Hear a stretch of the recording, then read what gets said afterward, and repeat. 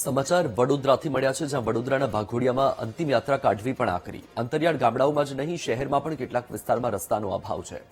કુતાલ MP વસાહતના રહીશો કાચા રસ્તા પરથી પસાર થવા માટે મજબૂર છે. આદિવાસી સમાજના લોકો કાચા રસ્તા પરથી અંતિમ યાત્રા કાઢવા માટે મજબૂર. એમપી વસાહતમાં રસ્તાઓનો સંપૂર્ણ અભાવ છે.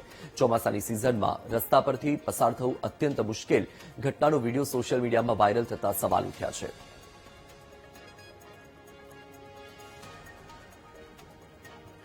તો આ દ્રશ્ય તમારી ટીવી સ્ક્રીન પર તમે જોઈ રહ્યા છો, વડોદરાના ભાગોડિયાના છે કે જ્યાં જીવનની અંતિમ સફર, એવી અંતિમ યાત્રા કાઢવી પણ મુશ્કેલ જોવા મળી રહી છે, કારણ કે રસ્તો જ નથી. આ રસ્તા પરથી માણસ કેવી રીતે પસાર થાય, એક સવાલ થઈ રહ્યો છે.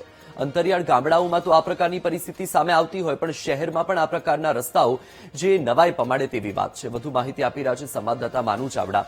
માનુ, આજે દ્રશ્યો સામે આવ્યા છે વડોદરાથી. સવાલ એ થઈ રહ્યો છે કે આવી પરિસ્થિતિની અંદર મોતનો મલાજો કેવી રીતે જળવાશે? વત્સલ, વાઘોડિયાનું આ ગામ છે ને, ત્યાં એમપીમાં જે નર્મદામાં અસરગ્રસ્ત થયા એ લોકોને ત્યાં વસાવવામાં આવ્યા છે. આ વસાહતની અંદર રોડ રસ્તાની સુવિધા નથી અને એના કારણે જે અંતિમ યાત્રા માટે લોકો જઈ રહ્યા છે એ પણ કાદવ કીચડમાંથી પસાર થવું પડ્યું છે. અત્યારે હાલ તો ગામે ગામ જે રીતે અંતિમ સંસ્કાર માટે બધી વ્યવસ્થા કરે છે, સ્મશાનની વ્યવસ્થા કરે છે, રોડ રસ્તાની વ્યવસ્થા કરે છે, પરંતુ આ વસાહતના લોકોને આજે પણ આ સુવિધા નથી મળી.